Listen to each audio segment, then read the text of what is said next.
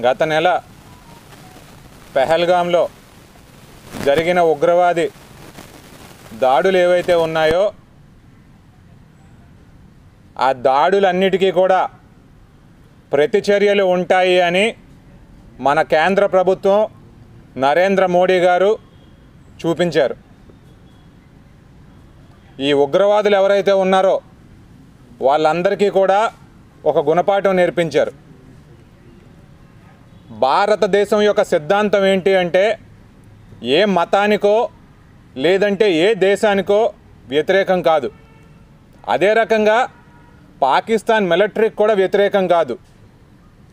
ఏవైతే ఈ ఉగ్రవాద స్థావరాలు ఉన్నాయో వాటన్నిటినీ కూడా ఒక స్ట్రాటజీతో కొట్టడం అనేది జరిగింది.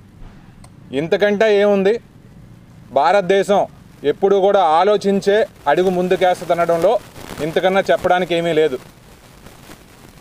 మన మిలిటరీ కానివ్వండి, కేంద్ర ప్రభుత్వం కానివ్వండి, వాళ్ళు తీసుకునే చర్యలు ఏవైతే ఉన్నాయో వాటన్నిటికీ కూడా దేశం అంతటా కూడా మద్దతు తెలుపుతూ ఉన్నారు. అదే రకంగా మన రాష్ట్రం నుంచి, మన జిల్లా నుంచి, మన పార్టీ నుంచి మేము కూడా మద్దతు తెలుపుతున్నామని చెప్పి ఇంకొకసారి తెలియజేస్తూ ఉన్నాం. ఈ ఉగ్రవాదం అనేది ఒక భూతం. వీళ్ళ వల్ల ఎవరికీ కూడా ఏ రకమైన ప్రయోజనం కూడా లేదు.